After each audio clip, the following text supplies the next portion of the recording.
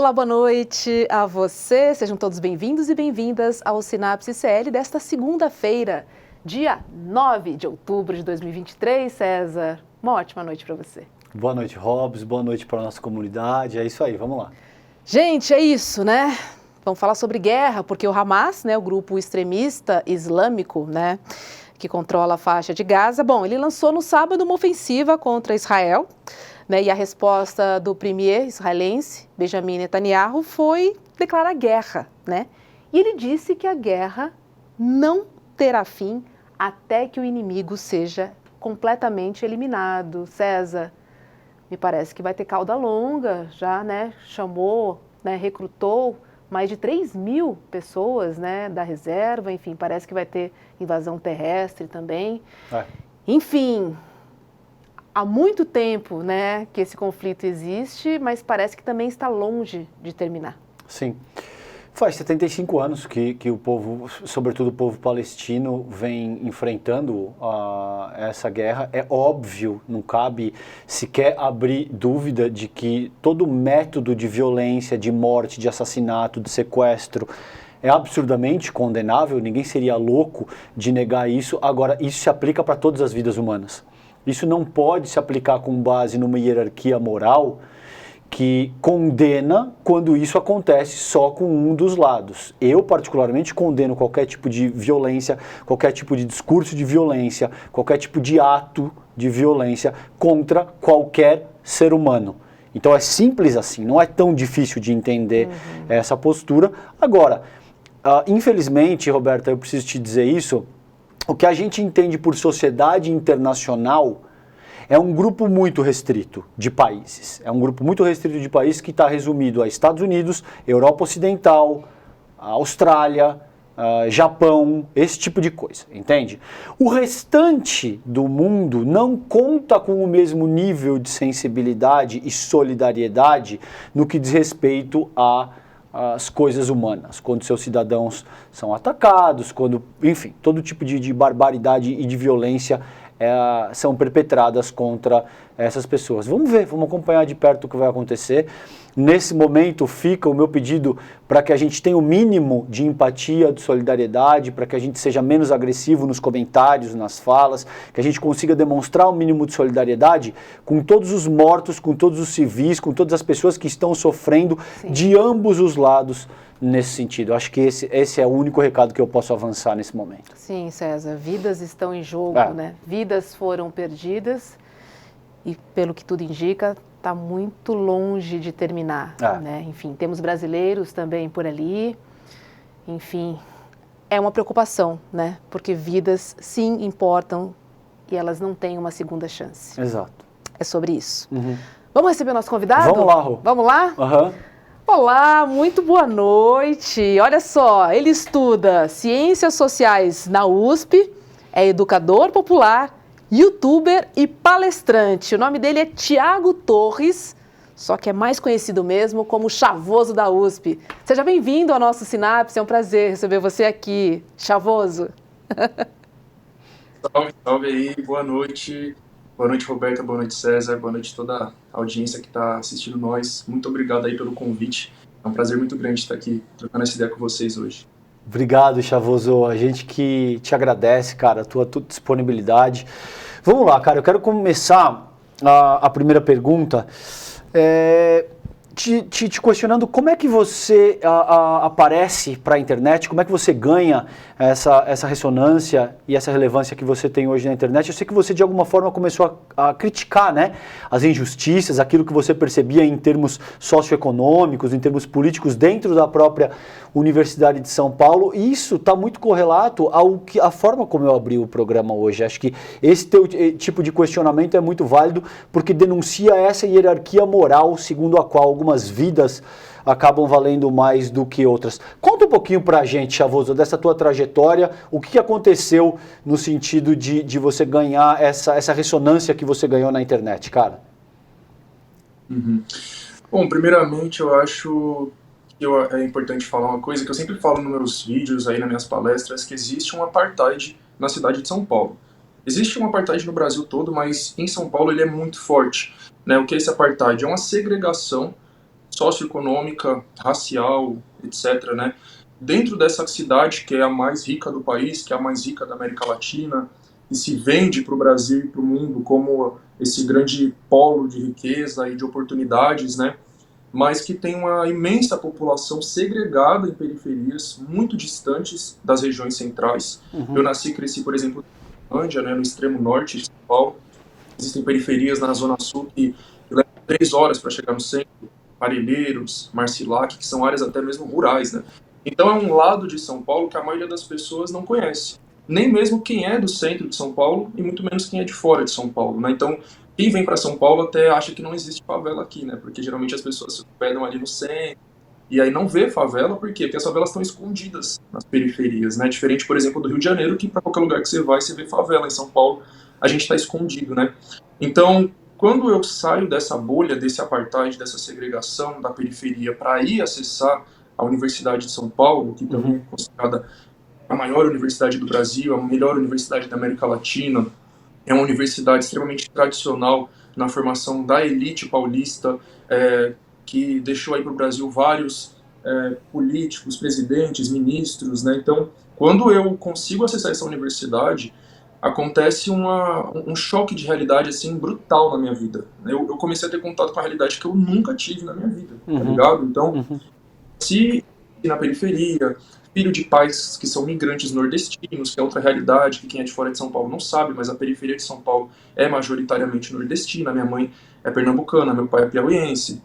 Então eu venho dessa realidade. Eu começo a estudar naquele lugar que é frequentado pela elite, né, ou por uma classe média, média alta, uma maioria de alunos brancos, com sobrenome alemão, italiano, russo, né, enfim, que vieram de escolas particulares caríssimas, que fizeram cursinhos particulares caríssimos, que já entram ali com 17 anos, sendo fluentes em inglês, francês, enfim, então é uma outra realidade completamente diferente da minha. Eu não era tão politizado quanto eu sou hoje, claro, né? Eu era uma pessoa assim com muito pouco conhecimento, então eu fui adquirindo muito nesses últimos anos. E foi esse processo de, ao mesmo tempo que eu vou adquirindo conhecimento, eu vou compartilhando com as pessoas na internet. Mas não foi uma coisa planejada. Em 2019, eu fiz um post no Facebook, na época eu só usava o Facebook, fiz um post lá, desabafando um pouco sobre como é esse choque de realidade, né? De quem mora na periferia, leva 2 horas para chegar na USP e ali está vivendo num universo paralelo. E esse post viralizou, teve centenas, teve milhares de curtidas, milhares de compartilhamentos. Eu comecei a ser convidado aí para dar entrevistas para jornais muito grandes, como a BBC, G1. Comecei a ser convidado para fazer palestras em escolas públicas, Fundações Casa, né?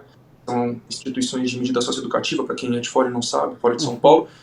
Então, foi uma demanda que veio assim, nesse contexto, né, de que eu criasse um canal. Né? Cria um canal no YouTube. Aí eu criei. Então, desde 2019, eu venho fazendo essas palestras nas escolas, nos cursinhos populares, venho com o meu canal no YouTube e venho com a militância política também, de movimento social, e ainda na graduação, né? Ainda estou lá na minha graduação em Ciências Sociais, bacharelado e licenciatura, me formando para ser professor de Sociologia em Escola Pública e Fundação. Bacana, Chavoso. Parabéns, viu, pela sua trajetória. Tava hoje stalkeando, né, para a gente poder conversar aqui no Sinapse. E o seu último post no Instagram trouxe uma frase, né, de Malcolm X. Diz o seguinte, olha, se você não tomar cuidado, os jornais vão acabar te fazendo odiar os oprimidos e adorar os opressores. E aí queria fazer uma relação, né, com esse conflito entre o Hamas e Israel e te perguntar como é que você está vendo a cobertura da grande mídia desse conflito, hein? Ridícula. É nítida a manipulação, sabe? Desde o Fantástico ontem, na Globo, até os jornais, hoje, ao longo do final de semana, todos os jornais, todos, eles estão completamente enviesados em defesa de Israel, do lado desse conflito, que na verdade é um genocídio, né? O povo palestino. Tem um outro comunicador, que é o Thiago Ávila, fez um vídeo, eu até compartilhei no story, que ele fala da reportagem do Fantástico de ontem, que foi por volta de 40 minutos. Eles dedicaram menos de 4 minutos para passar qual é a visão do lado palestino. Todos os outros 36 minutos foram do ponto de vista de Israel. Então, é uma coisa que eu sempre estou falando, né? As grandes mídias, elas têm lado, elas não são imparciais. Na verdade, nenhuma mídia, seja das grandes, seja das pequenas, pequenas, né? Todo mundo tem algum lado. Paulo Freire já dizia isso, né? Neutralidade, todos têm um lado, mas você está do lado de quem? Dos opressores ou dos oprimidos? É óbvio que não estou aqui para falar que eu estou do lado do Hamas, é lógico que não, né? Mas eu estou do lado do povo palestino, que é um povo que vivia no seu território, que foi invadido, vem passando por um processo de colonização aí nas últimas décadas, de apartheid, de genocídio.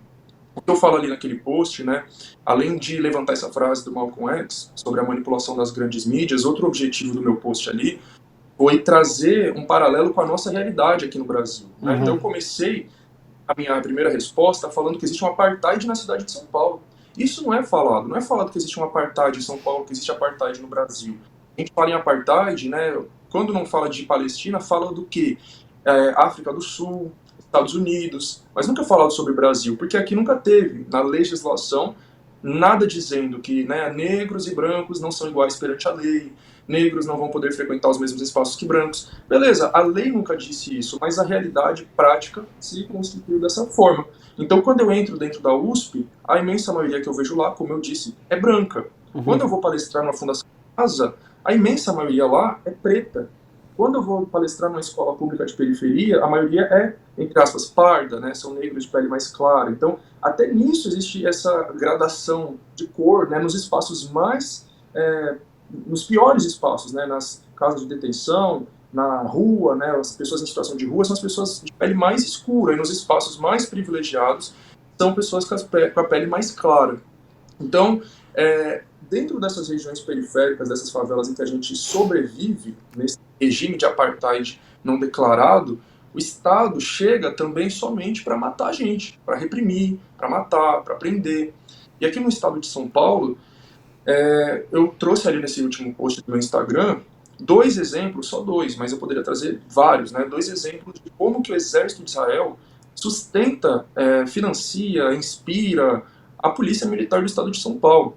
Então eu trouxe uma notícia de 2020, quando o governo Dória queria comprar metralhadoras de Israel, e uma notícia de 2015, do governo Alckmin, quando ele comprou dezenas de veículos blindados, né? O secretário de Segurança Pública na época era Alexandre de Moraes, o governador Geraldo Alckmin, compraram dezenas de veículos blindados do exército de Israel, com a principal função, na época, de reprimir protestos, né? Então vinha naquele caldo de manifestações, naquele período ali, nos últimos anos, inclusive dos secundaristas, né, contra o fechamento das suas escolas, manifestações contra o impeachment, né, o golpe de 2016, e o Alckmin e o Alexandre de Moraes compram blindados do exército de Israel para reprimir essas manifestações. E não é uma coisa que eles inventam, né, já é uma coisa de muito tempo. Se a gente for ouvir Diário de um Detento dos Racionais, lá de 1997, mas que a letra foi escrita até mesmo antes, né, falando sobre o massacre do Carandiru, de 1992, tem um trecho que eles falam, né, o que o Mano Brown canta, metralhadora alemã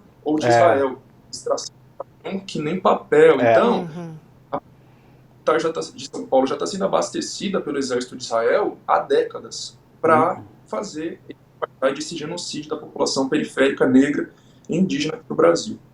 Pô, muito bom, cara. Muito bom perceber a tua sagacidade. Eu quero escutar quais são as tuas inspirações intelectuais, com base na forma como você se conduz e se comunica. Dá para perceber teu torque intelectual, o quanto você é sagaz, o quanto você é inteligente. Estou vendo a Carolina, estou vendo a James Baldwin aí na tua parede. Me conta um pouco mais, você acabou de citar o Brown e os Racionais, então ali o Blue, já dá para perceber quais são as tuas influências. Me conta um pouco mais, Chavoso, de quem é que você tem de influência intelectual, quem é que faz a tua cabeça nesse sentido, cara? Primeiro, obrigado pelos elogios. E aqui atrás, na verdade, não sei se você estava falando desse aqui, é o Fanon, Frantz Fanon. É o Frantz Fanon, eu confundi com o Baldwin, é verdade. Eu adoro o Fanon também, cara. Bom, não fica nada atrás, né? Essa parede é pesada, essa parede tá pesadíssima. Eu achei que era o James Baldwin, mas você tem razão, o Frantz Fanon, maravilhoso. Tem o Sabotagem ali atrás dele também. Essa parede tá pesada. Boa. É que é difícil, que é espelhado, então eu nunca sei para que lado que eu aponto. Atrás de mim tem o Sabotagem, ali o Fanon, eita, eu vou cair, o MC Hariel. A nossa produção falou aqui, que eles já reconheceram. Então, eu vou falar, nem todo mundo significa que é uma referência intelectual necessariamente, né? Alguns são artistas que cantam funk, outros são artistas que cantam rap. Claro. Então, alguns eu gosto da música, musicalmente. Assim, outros inspiram intelectualmente, outros os dois, né? Então, tem aqui o MC Hariel, tem a MC Drica, tem o Sabotage. Vamos falar dos quadros grandes primeiro, né? O Sabotage, aqui o Eduardo Tadeu, o Mano Brown, embaixo do Brown, Carlos Marighella, ali do lado... Eita, peraí que eu tô na frente. O Tomás Sankara, embaixo do Eduardo Tadeu e do lado de Marighella. E atrás de mim tá o Tupac. Thug Angel. E aí nos quadros pequenininhos, a Carolina Maria de Jesus, o Francis Fanon, Marielle Franco e Zumbi dos Palmares. Então, são alguns aí, né? Mas acho que, bom, algumas pessoas já vão perceber, para quem não sabe, que eu sou marxista, né? Então, eu tô aqui com Marighella, tô aqui com Sankara, com Bom, e, enfim, então, algumas das referências marxistas que eu tenho, para além de Angela Davis, os Panteras Negras, o próprio Marx, lógico, Engels, Lenin, são alguns aí, Paulo Freire, que eu citei também, tem muita gente foda aí que me inspiro bastante. Muito bom. Muito bom, muito bom. E Chavoso, a gente está falando desse apartheid, né, desse afastamento aí das populações mais pobres dos grandes centros, né, econômicos, enfim.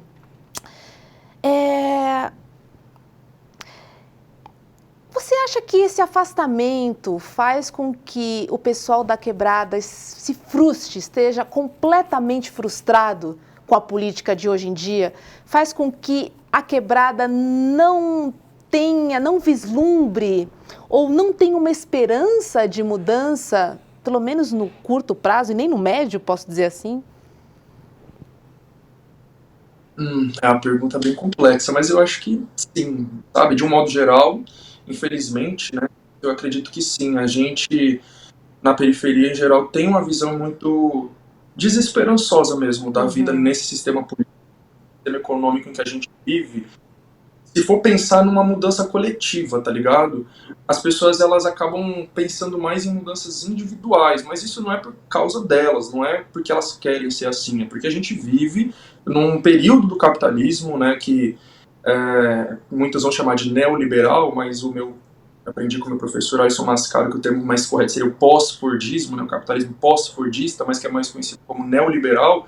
É um período em que o individualismo ele é levado ao extremo, né? Então, a elite, a burguesia, a classe dominante, usa os seus aparelhos ideológicos, as grandes mídias, redes de TV, rádio, etc., para disseminar a sua ideologia, colocar ela na nossa cabeça, no nosso inconsciente, e ensinar que a gente tem que ser individualista, né? Então, não é de hoje que a gente ouve que não tem solução, que não tem melhora, que vai ser sempre assim. Acho que a Margaret Thatcher, que foi primeira-ministra do Reino Unido, foi um grande símbolo dessa ideologia neoliberal, né, que dizia que não há alternativa ao capitalismo, é isso, e acabou, já era. Né? Aí tem o livro Realismo Capitalista, do Mark Fisher, que ele fala que é mais fácil imaginar o fim do mundo do que o fim do capitalismo. Então, nessas últimas décadas, nós vai vendo aí vários filmes, séries, que, de fato, passam pra gente essa visão de que é mais fácil acabar o mundo do que acabar com o sistema capitalista. Então, tem até um vídeo no meu canal que eu falo disso, que se chama A Indústria Cultural e o Mito de que o Passado era Melhor.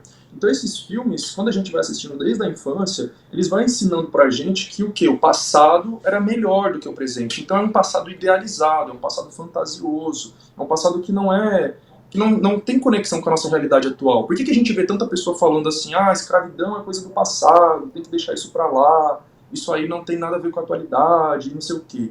Né? Porque elas não conseguem conectar um fato histórico que aconteceu com a realidade que a gente vive hoje. E não é uma coisa tão passada, tão antiga assim. Sim. A bisavó do meu pai foi escravizada. Então não é uma coisa que foi muito tempo atrás. Não, é óbvio que isso deixa marcas até hoje, né? Falando aqui da minha vida, da minha família, da minha realidade, mas isso é a realidade do povo brasileiro de um modo geral.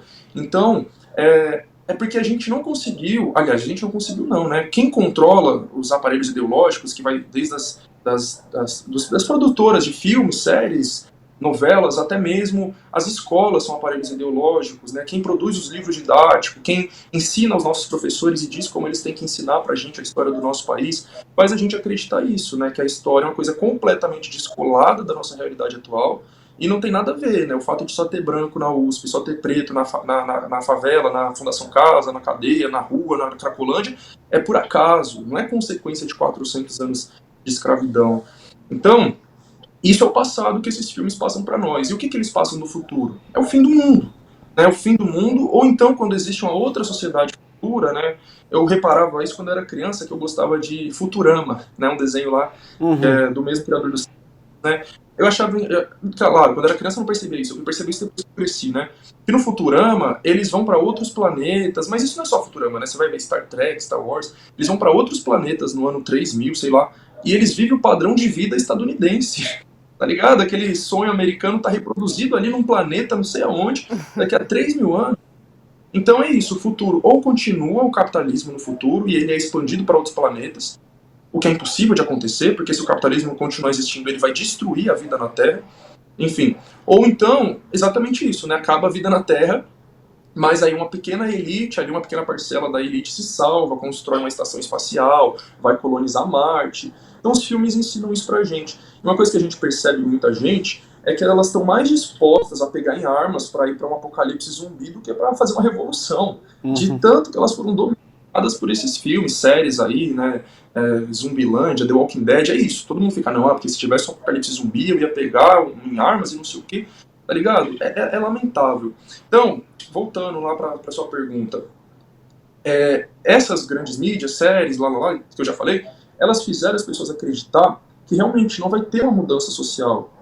Sempre foi assim e sempre vai ser assim, supostamente, tá ligado? Então a imensa maioria das pessoas, elas estão mais preocupadas com a sua mudança individual de realidade. E elas acreditam fortemente que se elas acordarem cedo e dormirem tarde, terem 2, 3 trabalhos, investir, elas vão ficar milionárias algum dia. Então é muito triste e é muito forte isso dentro da quebrada, dentro da favela, principalmente com a juventude. Né? Eu que faço palestras em escolas, eu que faço estágio em escola pública na periferia, eu vejo isso de perto. Quem for professor de escola pública vai confirmar para mim aqui. Os adolescentes realmente acham que jogando o jogo do tigrinho, jogando o jogo lá do foguetinho, investindo não sei o que, investindo em ações, eles vão ficar milionários. E a maioria não vai.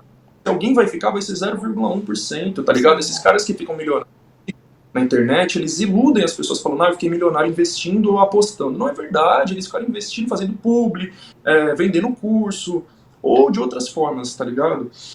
Agora, sobre a política, acho que tem a ver com isso também, né? Porque esses caras que vendem para as pessoas, você vai ficar milionário apostando e investindo, né? Eles próprios reproduzem essas ideias de que você não depende da política para nada, esquece política, a política é uma merda, pum. E eles conseguem ganhar as pessoas com essas ideias porque na quebrada essa ideia já é forte há muito tempo. A ideia de que a política não beneficia a nós. Mas qual é a política? A política é institucional. A gente sempre tem que deixar claro para as pessoas. Existe a política institucional e existe a política, como o Galo fala, né, o Galo de luta, a política de rua. Então a política de rua todo mundo faz. A política de todo dia, né? Exato. A política institucional é que acontece dentro das instituições, é que acontece lá nas câmaras de deputados, parlamento, ministérios. A política de rua é que todo mundo faz. Quando você vai no mercado e reclama, caramba, aumentou o preço do arroz, aumentou o preço de não sei o quê, isso é política, tá ligado? Quando você aumenta a passagem do ônibus, você reclama e pula a catraca e passa sem pagar a passagem, isso aí é uma desobediência civil. Tá ligado? No Rio de Janeiro é muito comum essas coisas, eu acho muito da hora, porque lá no Rio, o trem que é privatizado é mais de 7 pontos a passagem.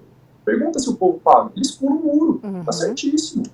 O povo pula o muro, do ônibus o povo arromba a porta e entra por trás, tá ligado? Então isso aí é desobediência civil, isso é política também, é desobedecer as ordens desse sistema que é extremamente injusto e que quer lucrar com o nosso transporte, que é um direito básico, tá ligado? Quando você está na sua escola, você organiza ali um grêmio para cobrar da direção, para falar, olha, a gente está querendo tal coisa, quer organizar um evento, ou a própria palestra, né? Muitas palestras que eu vou são os alunos que organizam através do grêmio. Isso é política também, tá ligado? Então essa política de rua, para mim, é a de revolução que pode acontecer. A política institucional ela tem a sua importância, tem, mas ela não é capaz de fazer revolução, ela não é capaz de mudar a estrutura da sociedade, a estrutura desigual. Então a gente vê que passa décadas, passam anos, passam eleições, se elege político de partido A, partido B, partido C, político que se diz de esquerda, político de direita, de extrema direita, sabe? E muita coisa não muda. Então, tá ligado? Você pensa numa realidade de uma favela de São Paulo, pegando a cidade Brasilândia, uma favela de Guaianazes, do Grajaú.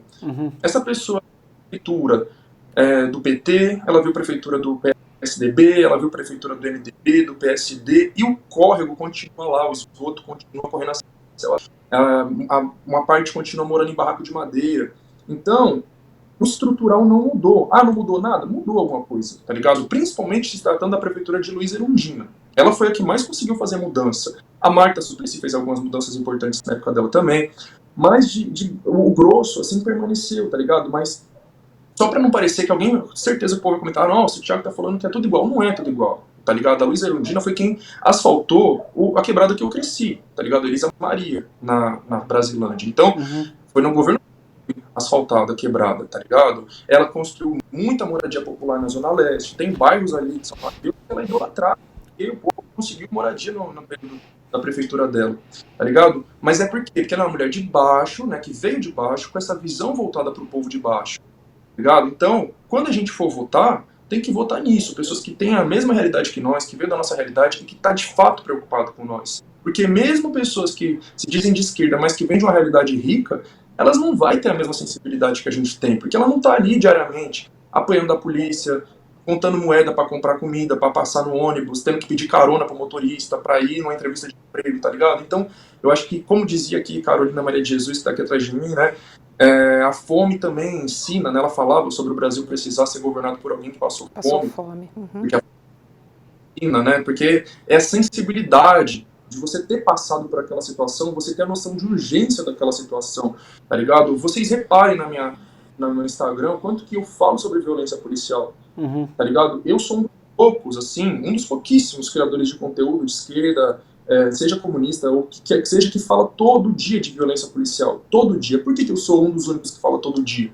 Porque eu tô sofrendo isso na pele todo dia, eu e meus amigos. Não tem um dia que eu não veja um amigo meu que apanhou da polícia, que tomou um enquadro, que foi ofendido, que foi ameaçado. Essa é uma realidade constante dentro da nossa vida, tá ligado? Por isso que certas coisas me sensibilizam mais e me revoltam mais, como o Lula ter colocado o Alckmin de vice foi uma coisa que me revoltou de um nível absurdo. Porque só quem viu aquela violência no período dos governos do Alckmin tem essa sensibilidade para ter essa revolta com isso, tá ligado? Infelizmente, não vai ter essa sensibilidade. Enfim, só para fechar, então, a política institucional, a população na periferia já é desiludida com ela há muito tempo, porque, de um modo geral, você não vê mudanças, você vê muita promessa, você vê político que aparece em época de eleição, faz promessa, depois some e não cumpre, não volta, né? Ou então se elege prometendo determinadas coisas, falando determinadas coisas e depois faz outras, né? Como está acontecendo na Bahia agora, né? O governo do PT, do Jerônimo Rodrigues, eu nunca imaginei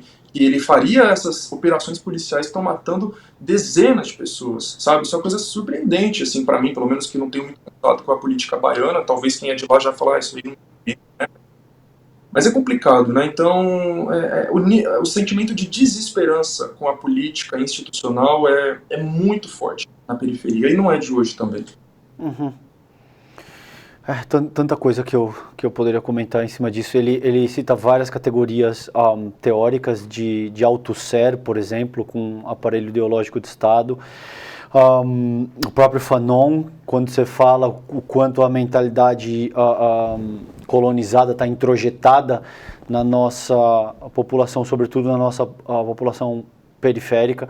Achei super interessante essa tua última fala. O Mascaro escreveu o prefácio do meu último livro, o Alisson Mascaro, esse que é o professor dele. E o Mascaro tem um raciocínio muito interessante, não sei se não lembro em qual livro dele que eu li isso, mas que ele te diz que o Estado é a construção sociopolítica do capital. O Estado, como a gente conhece, ele é a construção sociopolítica do capital. Essa distinção que o Chavoso e o Galo fazem de chamar de política de rua, no Esfarrapados eu chamo de política social. E eu estabeleço que existe uma correlação intrínseca entre a política institucional e a política social. Uma relação dialética profunda, intrínseca. E é difícil, sobretudo para as nossas camadas mais empobrecidas, perceber essa relação, porque você está sendo constantemente massacrado por esses aparelhos ideológicos de Estado que criminalizam a política institucional e pouco muda na tua vida. Você tem razão, eu cresci, por exemplo, perto do Sacomã ali, não sei se você conhece, tem a favela do Heliópolis. E a vida inteira eu passei ali para ir para São Caetano, por exemplo, porque eu moro no Sacomã, nunca morei na favela e sempre passei por dentro da favela para ir pro... E você vê que aquilo não mudou ao longo dos últimos 40 anos, eu continuo passando por lá, veio o governo de esquerda, de direita, e o Heliópolis continua sendo o Heliópolis de qualquer maneira. Com base nisso, é bom ver um jovem como você deve estar o quê? 23, 24 anos, certo, Chavoso? Quantos anos você tem? Desculpa te perguntar. É isso, 23. 23 anos. É bom ver um jovem com a tua inteligência, com a tua potência surgindo. E aí, o que eu gostaria da tua reflexão? O que a gente pode pensar em termos de medidas práticas? Porque você disse, por exemplo, que você é marxista, e eu sou marxista também. Marx te diz o seguinte, que teoria não enche a barriga, mas explica por que você está com fome. E isso também é importante, entende? Mas como é que a gente pode unir teoria e prática? E como é que você, vindo da Brasilândia, entende, olha, isso aqui pode funcionar? Você está falando das tuas palestras, você está dizendo das conversas que você tem, por exemplo, na tua quebrada e nas quebradas que você passa. O que mais você acha que pode ser pertinente em termos de medidas práticas para catalisar essa mudança que a gente quer ver na nossa sociedade, cara? É bem difícil, né? Eu sinceramente, também sigo muito aquela frase do Gramsci, né? Que é o pessimismo da razão e o otimismo da vontade, né? Então, quando a gente para analisar as coisas assim, concretamente, racionalmente, não tem como não ser pessimista. Então, eu percebo que parece que cada dia eu fico até mais pessimista, né? Porque cada coisa que eu vejo, né, de ontem para hoje mesmo, essa questão toda de Palestina, a enxurrada de posts, de comentários de pessoas da quebrada, da favela, que eu sei que não estudaram sobre esse assunto, amigos meus, vizinhos, conhecidos, etc., que estão ali com opiniões extremamente formadas sobre o assunto, tá ligado? É isso porque Palestina é terrorista, o Hamas é terrorista e defendendo Israel e não sei o quê. E quando eu vejo essas coisas eu fico muito pessimista, tá ligado? Porque volta aos aparelhos ideológicos. Eu costumo falar também que a nossa maior batalha é ideológica, sabe? A gente não muda nada se a gente não tiver essa batalha ideológica. E a gente está muito atrasado nessa batalha ideológica, porque é uma batalha muito desigual, né? E como eu já falei, a elite, a burguesia, ela controla todas as emissoras de televisão, tá ligado? Porque esse negócio de a Globo é de esquerda ou de direita, não interessa, tá ligado? É claro que ela é de direita, mas não interessa, ela é controlada por bilionários, ponto. A Globo é controlada por bilionários, o SBT, a Band, etc. Então, essas famílias, família Marinho, família Abravanel, família do Edir Macedo, família Saad, né, de latifundiários que controlam a Band, eles controlam a grande maioria dos meios de comunicação no Brasil, tá ligado? Isso de televisão, rádio, né, o Ratinho tem a rádio dele, por exemplo, né, o filho dele é governador do Paraná. Então, é tudo uma rede ali de controle nas mãos dessa elite, tá ligado? Então eles controlam as emissoras de TV, rádios, revistas, jornais impressos, jornais online, são donos das redes sociais, né? São donos aí quem que é o dono do Instagram, quem que é o Mark Zuckerberg, dono também do Facebook, do WhatsApp, né? O Elon Musk, que agora é dono do Twitter. Então tá tudo na mão dessa elite. Eles controlam. E como chega na gente? É muito difícil fazer essa batalha ideológica. Então, quando eu falei assim que as pessoas elas já estão com opinião super formada sobre essa pauta, se elas não estudaram, quem que formou essa opinião para elas? Alguém formou. E elas não perceberam. Elas foram induzidas a pensar de uma determinada forma sem perceber. Então, se você liga o jornal, aí você está lá ouvindo, né, daqui a pouco começa a ir o Jornal Nacional, aí você começa a ouvir o Jornal Nacional, eles vão passar uma visão a visão da elite brasileira e da elite dos Estados Unidos sobre o conflito, né, lá em Israel e Palestina. A visão é deles. Aí você fala assim, eu não tô afim de ouvir aqui a opinião do Jornal Nacional, não gosto da Globo, quero ouvir a Record, porque eu sou crente, não assisto o Globo, vou assistir Record. Você bota no Jornal da Record, é a mesma coisa. Eles vão falar com outras palavras, de um outro jeito, mas a ideologia é a mesma. Eu não quero assistir a Record, vou assistir o SBT, né, o jornal lá do SBT. É a mesma opinião, tá ligado? Então, se eles divergem em alguma coisa, é sempre no superficial. Por exemplo, a Globo, né, os bolsonaristas falam que a Globo é de esquerda. E parte da esquerda, né, a esquerda liberal, acha que a Globo também é de esquerda, né? Porque eles colocam lá uma mulher negra para apresentar o Fantástico. São duas mulheres, né, apresentando o Fantástico com uma mulher negra, sabe? E representatividade vazia. Eles vão colocar uma mulher negra ali para defender os interesses da burguesia do Brasil e dos Estados Unidos. Tá ligado? Tá diferente. Oi. Desculpa, querido, e um ponto mais específico, você conhece a proposta dos centros socialistas do Mascaro? Não sei se você já ouviu falar disso. O que você acha disso? O que te parece? Você acha que isso teria algum nível de aderência? O Mascaro diz que seria importante estabelecer centros socialistas em cada comunidade para transcender a mera disputa institucional. Para transcender essa questão, por exemplo, da mera representatividade estética e cultural, por exemplo, que tem os seus efeitos, mas que não alcança o poder de fato, como eu já discuti com você, por exemplo, várias vezes. O que você acha, cara? Você acha que existe a possibilidade de instalar centros que, não sei se o nome precisaria ser socialista, esse é o termo que o Mascaro dá. A gente poderia trabalhar aqui centros, por exemplo, de coletividade, de instrução, para superar o estado de coisas que a gente tem determinado e que essa mídia hegemônica faz a manutenção. Você acha que isso teria alguma chance, Chavoso, de prosperar nas quebradas brasileiras, cara? Então, eu sinceramente eu ia chegar nesse ponto também. Perdão, eu fui apressado. Quando eu vou falar, quero falar tintim por tintim, né? Então às vezes acaba até demorando, quero mastigar bem assim a explicação para todo mundo que está me ouvindo entender. Mas eu ia chegar nessa parte, né? Então a primeira parte do que eu estava falando era sobre esses grandes aparelhos ideológicos, como estão todos sob controle da burguesia e todos vão reproduzir a ideologia liberal e neoliberal, tá ligado? Então, a questão do empreendedorismo, né, que é outra, né, que eu falei bastante do investimento, apostas, o empreendedorismo é outro, tá ligado? Então, qual a diferença ali da Globo e da Record? As duas são de direita. A diferença é que a Record, a linha dela é morram os gays, morram os negros, fodam-se as feministas, a Record é essa linha. Qual que é a linha da Globo? Não morram os gays, não morram os negros, não morram as feministas, mas vamos capturar as pautas deles e transformar numa pauta que dá para vender em cima disso. Então, Dia da Mulher, a Globo vai falar sobre as mulheres empreendedoras. Dia do Orgulho LGBT, os LGBTs empreendedores.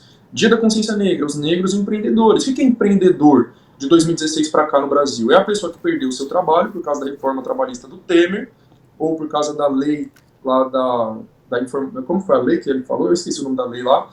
E, enfim, flexibilizou muito mais o trabalho, foi uma outra lei para além da própria reforma trabalhista, né? Então a pessoa perdeu o trabalho nesses últimos anos e começou a sobreviver de bico. Então a pessoa que tinha um trabalho formal, carteira assinada, não sei o quê, agora ela trabalha de entregador no iFood, entregador de aplicativo, e ela acha isso ótimo, porque ela não tem mais patrão, supostamente, ela não tem mais horário, ela faz o horário que ela quiser, supostamente, ela ganha mais, tá ligado? E ela acha que tá ótimo. Por que ela acha que tá ótimo? Porque ela inventou isso na cabeça dela? Não, porque a Globo repete isso todo dia, porque a Jovem Pan repete isso todo dia. Né? Então tem até um vídeo do próprio Mascaro que ele fala assim, se todos os aparelhos ideológicos do mundo falarem que a Terra é plana, todo mundo acredita nisso. Né? Então quem controla a verdade, entre aspas, é quem controla os aparelhos ideológicos. Então se a imensa maioria dos aparelhos ideológicos falam que a Terra é plana, é nisso que o povo vai acreditar. E todos os aparelhos ideológicos do Brasil nesses últimos anos têm falado isso, né? O mesmo bom é ser um empreendedor, entre aspas, é ter seu próprio negócio, não ter patrão, etc. E o povão, infelizmente, comprou essas ideias. Então, se a gente não consegue controlar emissoras de TV, rádio, redes sociais, a gente tem que fazer o quê? A gente tem que estar na disputa ideológica cara a cara com o povo. Então, eu falei em outro momento, e aí que entra a questão dos centros socialistas, né? Eu falei no momento que as pessoas na quebrada, na favela, são muito descrentes da política institucional. As pessoas pensam assim, a política da mesma não vai mudar nada, etc. Aí alguém que não é da quebrada vai falar assim, por que o povo vai lá e vota na extrema-direita? Porque as pessoas não confiam em políticos, mas elas confiam em pastores, elas confiam em apresentadores de televisão, elas confiam em influencers, principalmente pastor, né? Porque dentro da favela, mano, a única instituição que está ali fazendo algum trabalho social e ajudando as pessoas é a igreja. Seja católica, não só a igreja, né? Tem centros. A maioria nas periferias de São Paulo é a igreja evangélica. Em outros lugares vai ser a igreja católica, mas aqui em São Paulo a predominância é das igrejas evangélicas. Tem duas em cada esquina, né? E aí, os pastores, eles estão ali todos os dias, tá ligado? Se você precisa... Chavoso, travou um pouquinho, Chavoso. Recapitula pra gente. Travou um pouquinho o teu áudio, mas você já tá de volta. 5 segundinhos. Rebobina a fita um pouquinho aí pra gente, por favor. Tá. Vocês sabem até que parte que foi, mais ou menos? Você estava falando acerca dos aparelhos ideológicos, que se todo mundo repete a mesma coisa, as pessoas acreditam, e da necessidade de fazer aí, portanto, um ponto de contato mais direto com a população. Aí travou alguns segundos a tua fala. Tá, aí eu comecei a falar da questão da... Assim, recapitulando então, né? Eu falei que na favela, na quebrada, as pessoas são muito descrentes com a política institucional. Uhum. E aí alguém pode perguntar assim, então por que o povo vai lá e vota na extrema-direita? Por que o povo em São Paulo votou no Tarcísio? Por que o povo votou no Bolsonaro? Porque as pessoas não confiam em políticos, mas elas confiam em pastores, elas confiam em apresentadores de televisão carismáticos, elas confiam em influencers que elas gostam, tá ligado? Então, essas pessoas, elas moldam o inconsciente, moldam a mentalidade do povo e depois influenciam na hora do voto. Principalmente pensando em lideranças religiosas, porque dentro das periferias, das favelas, das regiões pobres, só quem chega para acolher o povo e fazer algum trabalho social são as religiões. E se trata de São Paulo, é principalmente as igrejas evangélicas, tá ligado? Em outros lugares vai ser a igreja católica, espírita, não sei o que, mas a predominância das igrejas evangélicas e, nesse momento, das neopentecostais. Elas estão em todas as esquinas ali, tá ligado? O povão vai, o povão, né, bota a Bíblia debaixo do braço, bota terno, gravata, salto, as mulheres vai para a igreja e lá dentro é acolhido, se sente uma pessoa importante, criam laços de comunidade, recebe ali uma causa para a vida daquela pessoa, né? Inclusive, na hora que a gente estava falando sobre as pessoas terem ou não perspectiva de futuro, outra coisa que eu ia falar que eu esqueci muitas pessoas acham que essa melhora de vida só vai vir depois da morte, tá ligado? Então, é aquela ideia, o mundo jaz do maligno, o mundo já está perdido, porque o ser humano, lá o pecado original, então o ser humano não tem mais salvação, só depois que Jesus voltar e a gente morrer que a gente vai viver no paraíso, tá ligado? Então também tem essa visão. Então, as pessoas vão para a igreja, são acolhidas, elas estão em comunhão ali com outras pessoas. Chega na época de eleição, a pessoa que você mais confia na vida, ou uma das, é o seu líder religioso. E ele vai te induzir a votar no candidato dele. Seja de uma forma mais discreta, seja de uma forma mais direta. Tá ligado? Teve muitas igrejas aí, né? Recentemente, a gente viu um vídeo aí, isso que já passou a época de eleição, né? Um pastor lá que pegou uma mulher lá que fingindo que estava incorporando lá entidades da Umbanda, né, como o seu Zé Pilintra, do Bambo, e falando que Lula estava controlado por entidades e não sei o quê. Enfim, né, um racismo religioso, uma coisa bizarra ali. Então aquilo ali foi muito escancarado. Mas, por exemplo, a minha mãe é da Congregação, né, uma outra igreja, uma denominação aí pentecostal, Congregação Cristã no Brasil. Eu cresci nessa igreja também, minha mãe vai até hoje. E a igreja dela, a congregação, não costuma falar de política. Até o ano passado, nunca, praticamente, falavam assim de política institucional. Ano passado eles falaram, mas eles falaram de um jeito mais subliminar, tá ligado? Eles falavam, não votem nos vermelhos, não votem em quem usa vermelho, porque eles defendem o aborto, a família. Então, se você acredita mesmo ali naquele seu líder religioso, você vai seguir. Né? E eu falo isso porque eu conversei com muitas pessoas que me falaram isso, pessoas tá ligado? Então, tem um parceiro meu aqui da Quebrada que eu conversei com ele na época da eleição, ele falou assim, perguntei, por que você vai votar no Bolsonaro e no Tarcísio? Ele falou, porque eu sou da Assembleia de Deus e os meus líderes falaram pra gente votar no Bolsonaro e no Tarcísio. Simples assim. E aí eu fiquei horas conversando com ele pra refletir sobre, mano, você não acha que eles podem estar querendo te manipular, tá ligado? E é muito complexo, não é só uma questão de, as pessoas são burras, ignorantes, alienadas. Não, tá ligado? Até as pessoas de esquerda que apontam o dedo pra falar que, porque o pobre é alienado, burro e ignorante, essas pessoas também são alienadas. Elas não estão se alienando pela igreja, mas elas estão se alienando por outra coisa, tá ligado? Então, recentemente, teve a questão lá da Luísa Sonza, que sei lá o que aconteceu na vida dela, que acho que ela foi traída, sei lá. E aí a esquerda liberal ficou só falando disso. Aí teve até um cara lá no Twitter, que antes ele tinha uma página de esquerda enorme, relativamente, que ele falou assim, que bom que o Lula normalizou o Brasil. E o assunto do dia é o término de relacionamento de uma famosa. Até arrumei treta com esse cara e falei, pelo amor de Deus, hoje é o dia da votação do marco temporal das terras indígenas e você está falando que a única pauta do dia é o término do relacionamento da Luísa Sonza. Então a esquerda adora apontar o dedo pro pobre e falar que o pobre é alienado da política, mas boa parte da esquerda também tá se alienando com outras coisas, né? Mas enfim, então, o que eu quero falar com esse exemplo aí das lideranças religiosas, dos pastores, etc. É que eles estão ali no dia a dia ganhando a confiança das pessoas, tá ligado? É dando cesta básica, é ajudando a tirar o filho do crime, ajudando a tirar o marido do alcoolismo, dando uma razão de existência para essas pessoas que não têm razão para viver. O que motiva, sabe, a gente essa vida miserável de acordar 4 horas da manhã, pegar 2, 3 horas de busão e trem lotado, vai lá, quem mora no extremo sul e tá indo pro centro, trampar, pega aquela porcaria daquela linha Esmeralda privatizada que quebra todo dia, a pessoa tem que descer do trem, sair andando no meio dos trilhos. É uma vida miserável, sabe? O que dá sentido para a vida dessas pessoas? Será que a vida é só isso? É acordar, trabalhar todo santo dia, pegar transporte público lotado, apanhar da polícia? Tem que ter alguma coisa para dar um norte para as pessoas. O que dá um norte para minha vida é a revolução socialista no Brasil.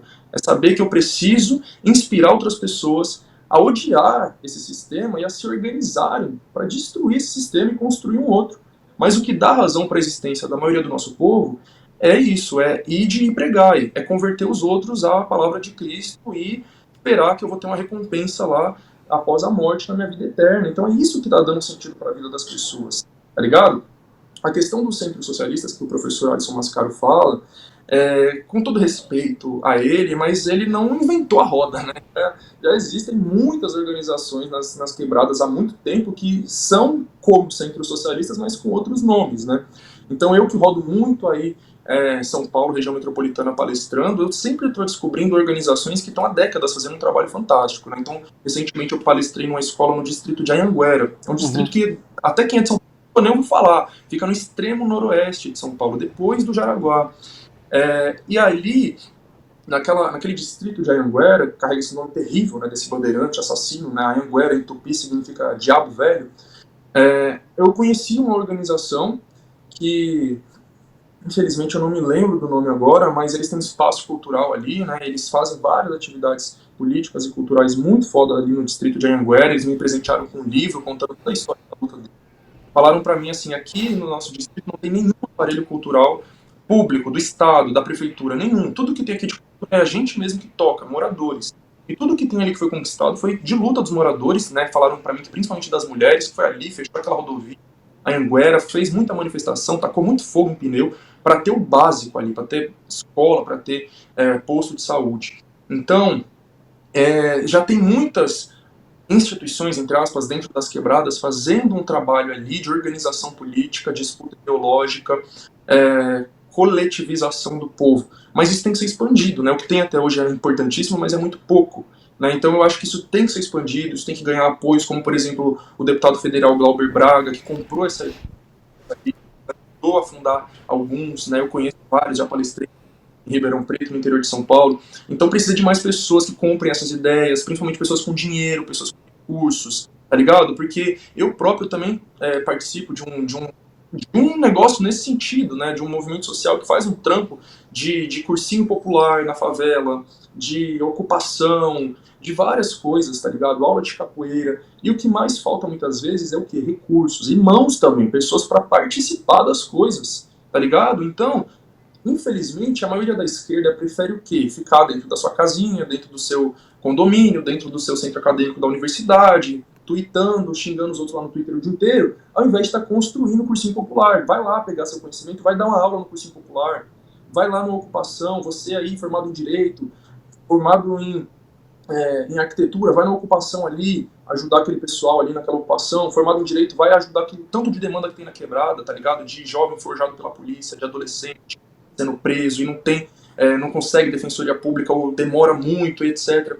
Então demanda é o que não falta, movimentos também já tem muitos, tá precisando de mais pessoas para se somar nessas lutas, de pessoas que ajudem financeiramente também nessas lutas, de pessoas que iniciem projetos também, onde elas vivem, né? Porque eu recebo muito comentário e mensagem de seguidor meu que fala assim, mano, onde eu moro não tem nada, o que eu faço? Cria do zero. Não é fácil, óbvio, não é, ai, como é fácil. Não, mas alguma coisa tem que ser feita também, entendeu? Então eu acredito muito nessa ideia. Como eu já tinha falado antes também, a revolução vai vir da política de rua, é da gente se organizando coletivamente junto com a população, e tá ali semanalmente, trocando ideia, fazendo formações políticas, e construindo esse espaço de acolhimento, porque isso que é o fundamental, é ter um espaço de acolhimento, é um espaço onde essas pessoas vão se sentir bem, integradas, e vão ter um rumo para a vida delas.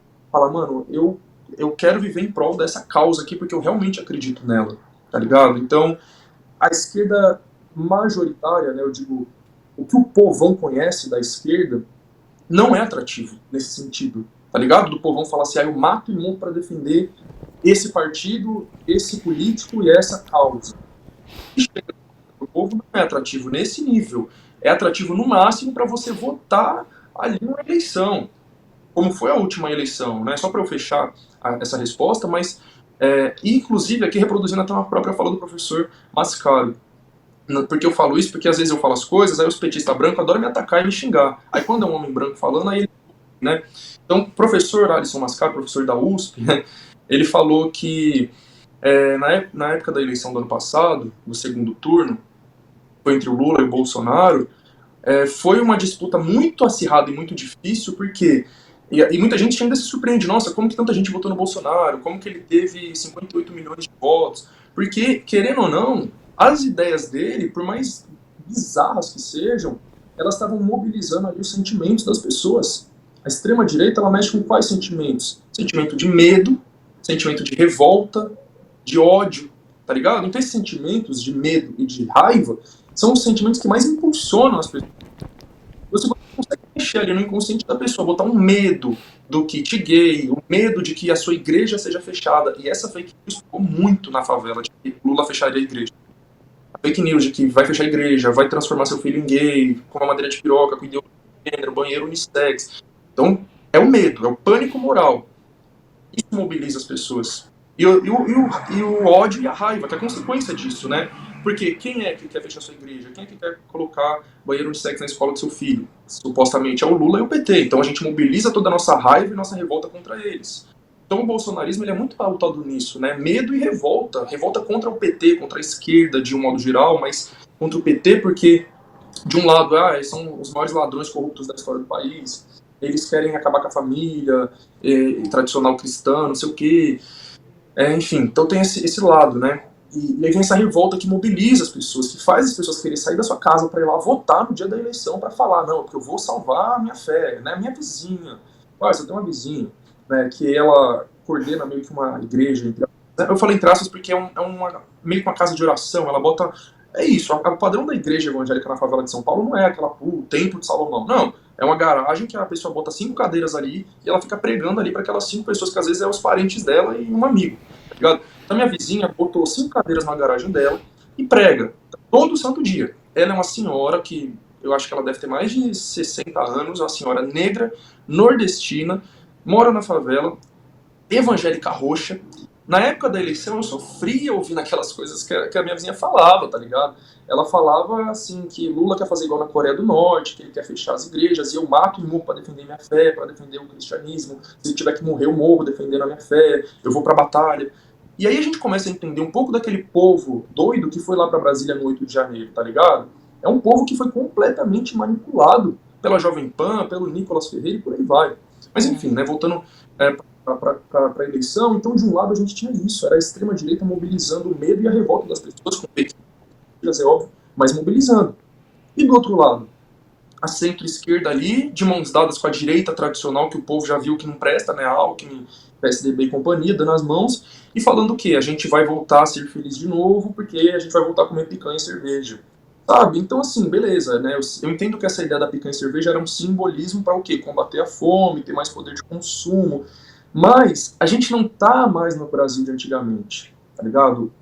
O Lula e o PT, majoritariamente, ainda olham para a favela com o olhar de 2002. A favela não tá mais com a mentalidade daquela época, tá ligado? Eles não estão considerando tanto de fake news que foi bombardeado na cabeça das pessoas, essa doutrinação neoliberal desses últimos anos que eu falei, com essas ideologias de turismo, de só depende de você, meritocracia. Então, o que eu ouvia na quebrada na época da eleição, e até hoje, né, mas na época da eleição era mais forte.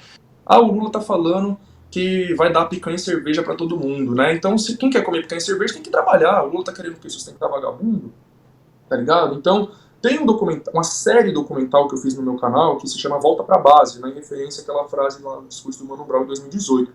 E aí eu entrevisto uma moça, né, uma mulher da minha quebrada, evangélica, negra, diarista, e aí ela fala assim, né, esse discurso do Lula de picanha e cerveja, ele está incentivando os nossos jovens a querer gastar o seu dinheiro na farra. Então a pessoa trabalha na semana e no final de semana gasta tudo com churrasco, com bebidas. Então que exemplo é esse que ele está dando para as pessoas, tá ligado? Isso é o que ela disse, não sou eu.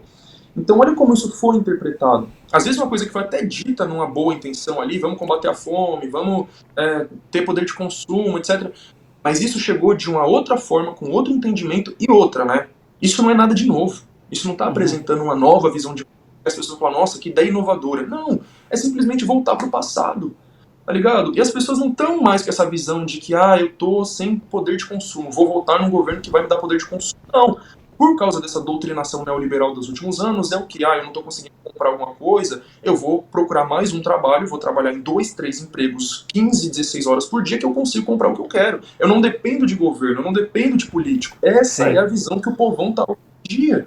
Sim. Tá ligado? Então, quem tá ali do lado, para poder fazer essa disputa ideológica, só ficar postando no Twitter ou fazendo no YouTube, não vai ser suficiente. Tem uma importância enorme, por isso que eu faço esse trabalho na internet, mas se não tiver ali cara a cara, conversando e construindo diretamente, a gente não vai avançar e a tendência é que a extrema-direita cresça cada vez mais. É isso. Chavoso da USP, que prazer receber você aqui. Obrigada, viu, por trocar com a gente aqui no Sinapse.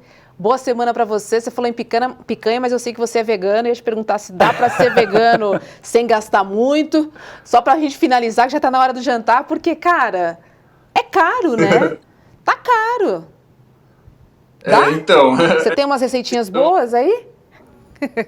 Ai, eu sou uma negação cozinhando. É foda, geralmente o vegano sabe cozinhar, né? Mas eu, infelizmente, não sei muito. Mas só tentando responder rápido, tentando, né? Porque vocês viram como eu gosto de falar. Mas existe muito essa visão, veganismo é uma coisa cara, veganismo é coisa de rico. E por que essa ideia foi construída, né? Eu sou vegano, como você falou, sou vegano há 10 anos, inclusive, eu virei vegano com 13 anos de idade, por livre e espontânea vontade, não tive influência de ninguém, né? Foi sozinho, pesquisando na internet, mas enfim. E aí, como que se construiu essa ideia de que o veganismo é coisa de branco rico? Porque todos os movimentos de luta têm as suas vertentes, e a principal delas é a vertente liberal. Então existe o movimento negro liberal, o movimento feminista liberal, o movimento LGBT liberal e o movimento vegano liberal. Geralmente é esse que o povão conhece, pessoas em geral conhecem. Por quê? Porque é o que é mais facilmente apropriado pelo capitalismo. É o que eu falei da Globo naquela hora, tá ligado? É muito fácil para a Globo reproduzir as ideias do veganismo liberal, do feminismo liberal. Por quê? Porque elas não confrontam a estrutura do sistema capitalista, tá ligado? Elas não confrontam a existência da propriedade privada dos meios de produção. Elas simplesmente querem mais inclusão dentro do capitalismo, criar novos nichos de mercado dentro do capitalismo. Então é fazer uma parada LGBT, mas que seja patrocinada por grandes empresas, para que elas lucrem com a nossa pauta, né? Também sou LGBT. É fazer mais creme de cabelo ali, as marcas façam creme de cabelo para quem tem cabelo cacheado e crespo. Então, é só criar novos nichos de mercado, né? Então, é que a Sadia passe a fazer um hambúrguer vegano. É só isso, tá ligado? Então, essas vertentes liberais, elas têm espaço para falar. Elas são convidadas para ir lá no Caldeirão do Hulk, para ir lá no... Nem existe mais Caldeirão, enfim, Domingão do Hulk, para ir lá no encontro. Elas são convidadas para ir nesses lugares para falar, para expor, e acabam ridicularizando o movimento, né? A gente lembra lá da Kéfera no encontro com a Fátima Bernardes, falando sobre mansplaining, interrupting, que virou meme. As pessoas começaram a ridicularizar o movimento feminista por causa desses termos em inglês importados e rasos, sabe? Você é homem, calha a boca, não pode falar, isso é man, interruption, sei lá o que, tá ligado? E qual é a vertente que eu defendo do veganismo? É um veganismo popular, periférico, anticapitalista, tá ligado? É um veganismo que tenha como uma das suas pautas principais a soberania alimentar. Não tem como eu virar pra uma pessoa em situação de rua e falar, não coma carne, não coma ovo, seja vegano. Porra, o que vier pra essa pessoa é lucro, sabe? Se eu tô numa padaria, lugar, almoçando, uma pessoa em situação de rua pede alguma coisa pra comer, eu falo, meu filho, você pode pedir aí o que você quiser. Eu não vou falar, não, só peça o que não tem nada de origem animal, sabe? É cruel isso. Então a gente defende a soberania alimentar. O que é a soberania alimentar? As pessoas têm que ter condições de escolher o que elas vão comer. Como que elas podem ter essa condição? Somente controlando os meios de produção. E aí vem a parte anticapitalista. Não tem veganismo possível, não tem alimentação saudável possível, enquanto os meios de produção estiver na mão da elite. Tá ligado? A nossa luta não é contra o pobre que está comendo salsicha, né? Não deveria ser. A nossa luta é contra o agronegócio, é contra as grandes empresas agropecuárias que estão lá desmatando a Amazônia, invadindo territórios indígenas, assassinando eles, indígenas, quilombolas, enfim, tá ligado? Produzindo animais numa escala industrial, inseminando artificialmente as vacas, e etc., injetando hormônios ali nas galinhas. Então, esses caras aí, essas indústrias aí que são nossas inimigas, é tirar esses meios de produção, que inclui terras, fábricas, tirar das mãos deles e colocar sob controle direto do povo, para que o povo produza a sua própria alimentação de uma forma saudável, de uma forma respeitosa com a natureza, que é como os povos indígenas e povos tradicionais em geral fazem. Mesmo que não sejam veganos necessariamente, mas o respeito que eles têm com os animais dos seus territórios é uma coisa completamente inspiradora. Então é esse o veganismo que eu defendo, um veganismo que lute pelos animais, mas que lute pelas pessoas também, tá ligado? Porque não tem como você tá falando, eu defendo os animais, mas você tá cagando pra criança negra ali em situação de rua que tá te pedindo alguma coisa pra comer. Isso aí é ridículo e racista muitas vezes também, né? Verdade, verdade. Foi um prazer conversar com você aqui no Sinapse. Volte, viu? Volte. A gente ainda teria muitas pautas, muitos assuntos para trocar. Mas, enfim, vamos marcar uma volta sua aqui no Sinapse CL. Um beijo para você, foi um prazer. Boa noite, boa semana. Obrigado, Chavoso. Valeu, boa noite, cara. Até mais. Tchau. Que bacana. Muito legal. Né? A gente nem falou sobre a greve na USP também, que deve estar... passa tão rápido uma hora. Deve estar rolando um bafafá lá, né? Por falta de professor, a maior universidade pública do Brasil. Chega a ser ridículo, né? Para não dizer outra coisa. Gente, amanhã é o dia, tem aula aberta com Edu Moreira, amanhã às 8 horas da noite. Bota na tela aqui, ó, as 3 regras para investir com resultados. É amanhã às 8 horas da noite. Para se inscrever, entre em edu1.com.br/sinapse. E amanhã às 7 da manhã tem Leandro Demore e o Seu Desperta, das 7 às 8. E logo depois, coladinho no Demore, tem ICL Notícias, primeiríssima edição, das 8 às 10h30 da manhã. E aí, às 7h30 da noite, olha nós aqui outra vez. Boa noite, César. Boa noite, beijo pra você. Beijo, valeu, gente. Fiquem bem. E até amanhã. Tchau, tchau.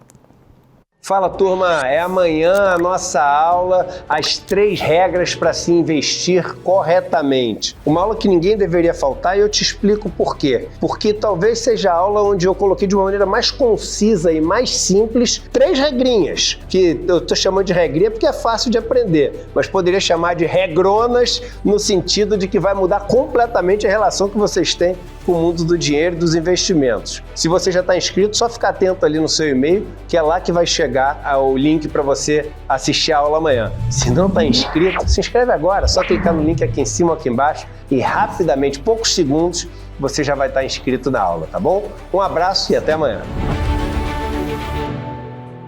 Hallo zusammen, meu nome é Júlia Barreiro, eu sou professora de idiomas aqui do ICL, sou formada em letras pela USP e tenho 20 anos de experiência como professora de inglês, português para estrangeiros e também de alemão. Nesse módulo 2 de alemão aqui do ICL, vocês vão ter o conteúdo do 1 de alemão, que é o primeiro nível básico. Além de vocês revisarem coisas que a gente viu no módulo de introdução, nesse curso vocês vão aprender frases, gramática e muito vocabulário para vocês conseguirem se comunicarem no dia a dia, falando de vocês, de coisas que são familiares a vocês. Vocês vão poder falar sobre o passado de vocês vão conseguir usar tempos verbais diferentes e ampliar o vocabulário, além de também aprender as formas certas de aprender uma língua usando as estratégias e as ferramentas certas que eu vou trazendo para vocês em aula.